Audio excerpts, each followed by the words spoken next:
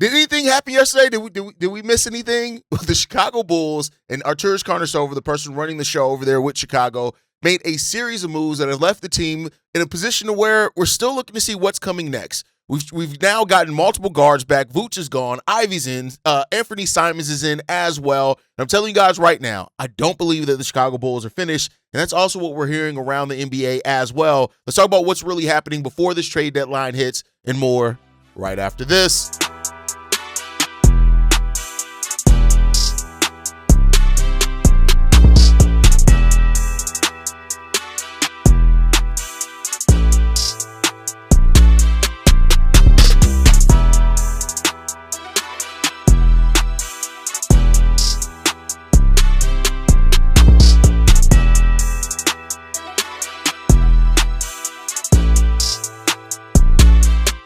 What's going on, Bulls fans? Welcome to another episode of Chicago Bulls Central, your number one spot for everything Chicago Bulls related. I'm the host, Derek Hayes, but more importantly, you guys can follow the channel at Bulls Central Pod on every social media platform we happen to be on. With that said, let's go ahead and get into this content for today, y'all. Let's talk about the trades that were made yesterday. Just kind of recap them.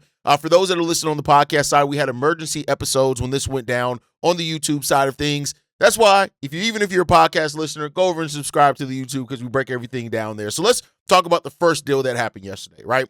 That was the three-team trade between the Bulls, the Pistons, and the Timberwolves that Jaden Ivey and Mike Conley came to the Chicago Bulls. The Bulls sent out Kevin Huerter and Dario Saric as well. And a 2026 protected pick swap that came from Minnesota to go to the Detroit Pistons. And the Minnesota Timberwolves in this get nothing but cash considerations because they're looking at it for cap flexibility. They're probably going big game hunting as well. So the Bulls, for Dario Saric, who they just acquired, and Kevin Huerter, got Jaden Ivey and Mike Conley back. More on Mike Conley here in a second. Jaden Ivey, who and what as a player is Jaden Ivey? Depending on how you look at it, it's gonna determine it. Now, Jaden Ivey, before he went down with injury last season, was developing as a scorer in this league, a true scorer, meaning that he can shoot, he can put the ball on the floor, he can get to the rim, he was shooting over 40% from three, all those type of things. He looked like a player that was really developing and finally rounding out to the potential of the scorer that he could be. Now, unfortunately, he then suffered an injury. He had off-season knee surgery, and this season he has not remotely been back to who he was before. He just has not yet been that, right? Now, Jaden Ivey, it's so weird because on ESPN, he's listed as 6'3". At the draft combine, he listed at over 6'4" without shoes. So I don't know what's going on there, where the manipulation is, but he does have almost a 6'10" wingspan, even with being 6'3", so he doesn't have like the short Coby White arms. Like I said, a player that turned into a 40% three-point shooter, even this season with his production and minutes going down. He's playing 13 less minutes than what he played last season. He's still shooting 37% from three. The question that the Chicago Bulls are going to be looking for Jaden Ivey, if they keep him, more on that on a second, is they're going to try to see if he can get back to looking like the scorer he was before. Is this Coby White insurance? Pretty likely. I would say that. He is going into restricted free agency. Now, the injury is probably going to affect his cost, of course, but I wouldn't be surprised. Like, people, I've seen it say, oh, well, you can keep Jaden Ivey for about $12 million. I wouldn't be surprised if Jaden Ivey's still looking between $15 and $18 million. Now, that is less than Coby White's $30 million, but the Bulls have now put themselves in a situation, if they keep Jaden Ivey, that they're going to have to evaluate him on only a 30-game sample size, basically, and really seeing what he can be in the future of this team. But then again, like I've said with other deals, you're also looking at more than just this season. But that was the first move that they made. That move enough was like, okay, for Kevin Huerter, who is aging, and Dario Saric, who you just got, was not part of the future plans. You got Jaden Ivey back, who, again, if he gets back to what he was before his injury, was looking like a very promising scorer in this league. But then they weren't done. The Chicago Bulls then turned around and traded Nikola Vucevic and a second-round pick, a 2027 second-round pick that they just got in the last move, in the Dario Saric trade. And they traded that for Anfernee Simons and the New Orleans Pelicans' potential second round pick in this upcoming draft, which could end up being as good as 32nd in this draft, right? Like, and you look at Pelicans having the worst record in the league. It's pretty that's going to basically be a extended first round pick. And with a deep draft, there could be some talent. There could be, because not always, but it could be some talent there, right? So with that said, the Bulls with Nikola Vucevic, they're able to move him. Keep in mind, this was a rumored deal in the offseason. Even Casey Johnson reported after this trade went down that these two teams had talks, and the Boston Celtics were not interested at that point in time in this trade, and the talks fell apart. And for a player that we heard had no trade value at all, no trade, that's what we've heard for Nikola Vucevic for the longest. He has no trade value. The Bulls turn around and not only get a second-round pick that's probably going to be the best possible second-round pick that you can get in a draft, right? And then you get Anfernee Simons back, who is another trade chip at minimum, and at best, he's an off-ball scorer that can come in here and absolutely fill it up. He's only 26 years old as well. So when you look at that, you get considerably younger after moving on from Nikola Vucevic, right? You get a player that's younger. Yes, we are very guard-heavy. We'll get more into that in a second. We're now very guard-heavy, but you get Anfernee Simons back in this move. And Anfernee Simons, as a player, for just to highlight it, right? And this is why I love to, when trades happen, I love to not just talk about the player, but the player's fit, right? So you get a player that's 9 years younger than Nikola Vucevic. And for his career, off catch and shoots, three-pointers, he shoots almost 46% off catch and shoot three-pointers in his career. Look at the guards that we have here. Being able to play off Josh Giddey, who is, one of the best in the league at creating open shots for teammates. You have also Trey Jones, who's a really good facilitator. Ayo Dosunmu, in the way that he facilitates off driving, if Anfernee Simons can come off catch and shoots with that, that's another weapon for you, right? Or, as we're going to talk about, it could be another piece for you because reportedly there are teams that are interested in Anfernee Simons. They just didn't know if the Boston Celtics were going to move him or what exactly they were looking for. So the Bulls get themselves another piece that they can move at this trade deadline again, or they get another player. And for the record on this one, the Boston Celtics and Chicago Bulls are leaving this trade open right now. It has not been finalized with the league yet because as both teams look to make more moves at this trade deadline, this deal could turn into a larger 3-team deal or something else if another team gets involved. But the framework of the deal is agreed upon. If it doesn't evolve anymore, it'll be Nikola Vucevic for Anfernee Simons and, the second-round picks exchanges that's going there. But you get Anfernee Simons in this one that has been a really good scorer and is somebody who is a good off-ball scorer that can fit with Giddey, that can fit with Ayo, that can fit with Trey Jones, and that flexibility in that as well. He's only a couple years removed from 3 straight seasons, basically, of averaging 20 points per game.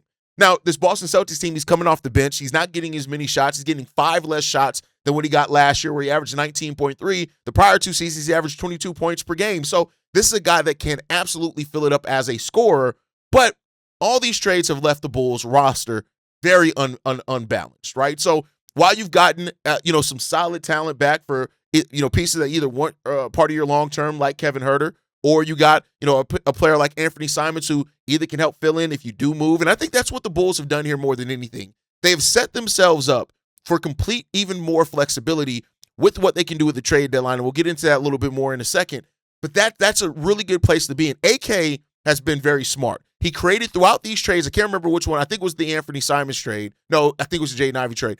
He created another $18 million trade exception. Keep in mind, we had a $17 million trade exception, but we impacted that by taking in Mike Conley into that trade exception. The Bulls now have created another $18 million trade exception, so they're right back. So while they had a $17 million exception, they lost part of that, and then they created another one. So now they have a $18 million trade exception. They still have their $2.9 million trade exception they had at the beginning of the season, and still I don't know if you can still use parts. I think they use once you use any part of a trade exception, it's gone. So you still have about $20 million in trade exceptions that you can use, which is still an important part because of what the Bulls are still trying to do at the trade deadline.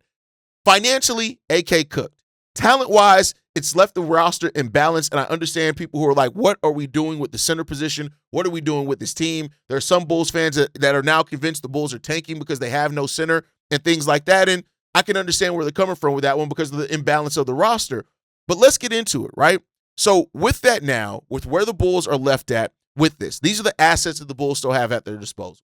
As far as players, of course, we still got Coby White, Ayo Dosunmu, Mike Conley, Anfernee Simons, Jaden Ivey. All those players can still be moved at this trade deadline to go along with the other expirings you have. You still got Zach Collins on expiring. Dalen Terry is still technically expiring as he goes into restricted free agency. Not saying that anybody's going to want to be gunning for Dalen Terry, but it's just another asset that if you do decide to move on, let's say you want to keep Jaden Ivey and you want to keep Anfernee Simons, maybe you just move Dalen Terry in there, right? But regardless of that, the Bulls still have multiple expiring contracts. They still have the same, basically, $79 million in expiring contracts that they had before, right? Mike Conley expiring, Coby expiring, Zach Collins expiring, Anfernee Simons expiring, Ayo Dosunmu is expiring, right? Jaden Ivey technically is an expiring contract because he's going into restricted free agency. So the Bulls still are armed with a number of expiring contracts. And when you look at the money on that, Coby White, $12.8 million. Ayo Dosunmu, $7.5 million. Mike Conley, $10.7.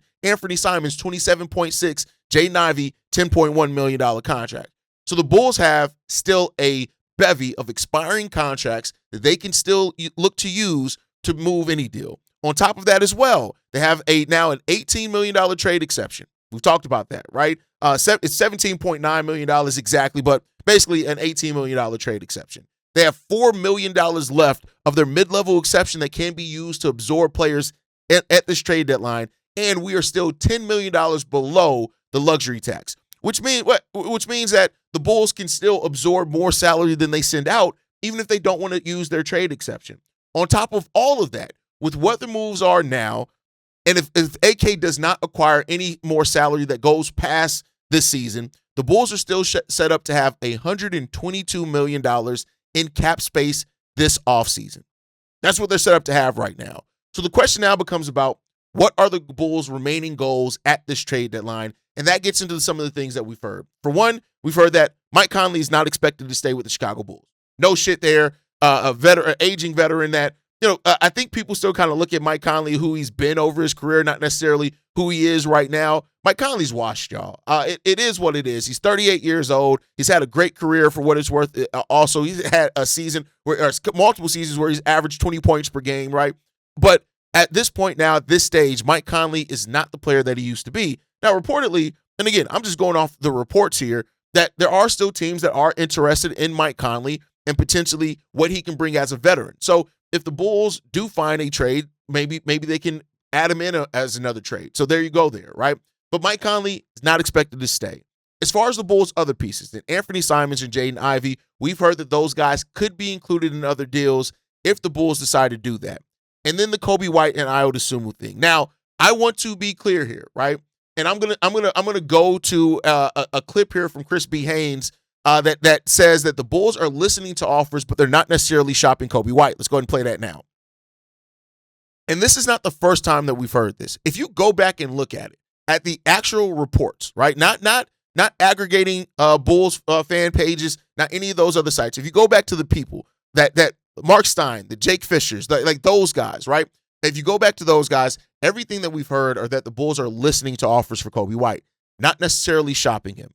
But I do think they've put themselves in a position now to where those deals that they've heard, that they may feel comfortable like, hey, we still got some future scores here if we do need to move Coby because of the $30 million contract that could be coming down, all those type of things.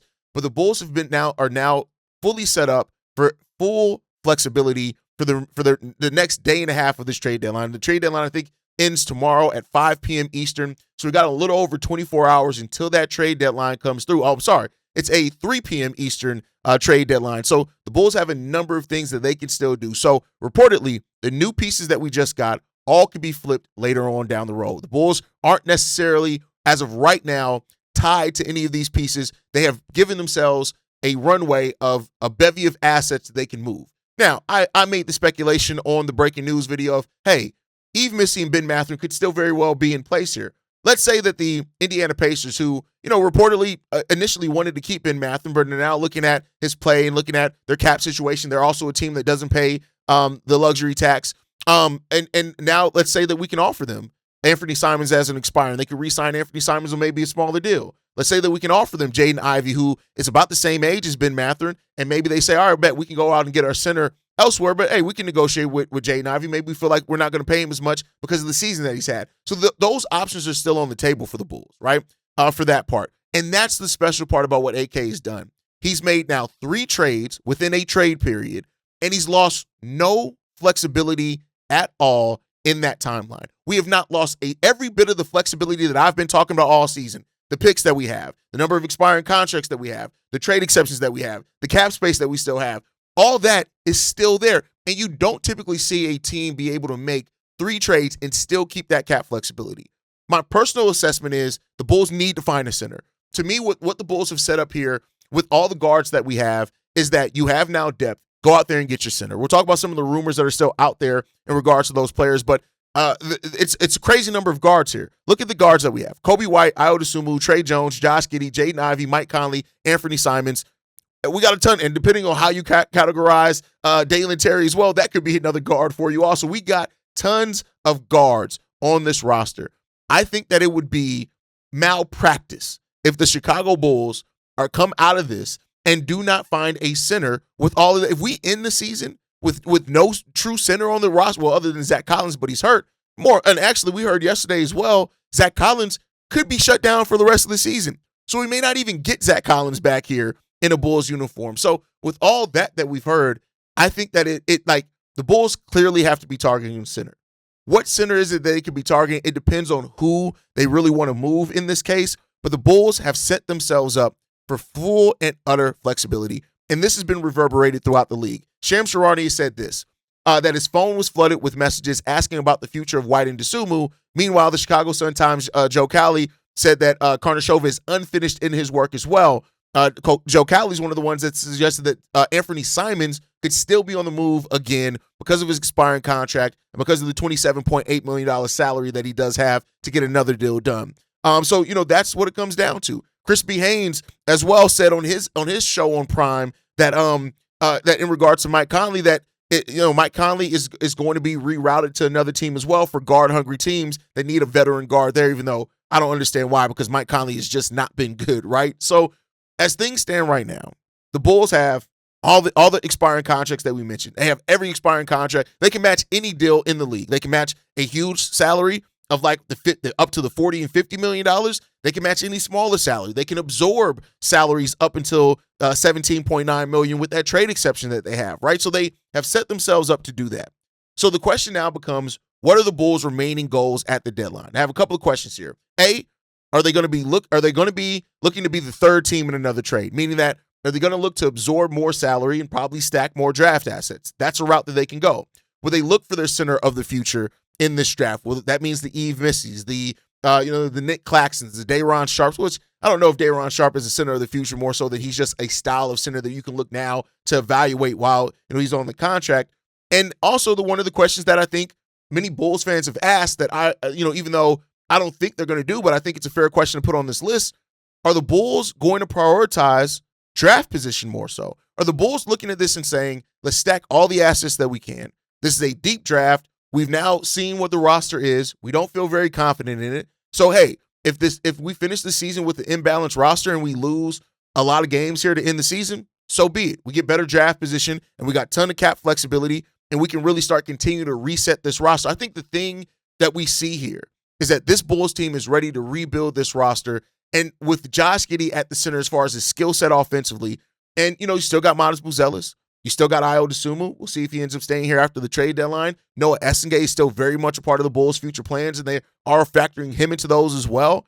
And maybe that's what they do. So who could the Bulls still look to target here, right? While I don't think that it's likely, the Bulls do have all the assets needed to trade for a big name. Look at some of the players and how we've seen. Of course, Jaren Jackson Jr. got a lot of picks back. Well, we just saw James Harden moved for matching salary and an injured player, but promising in Darius Garland and a second-round pick, right?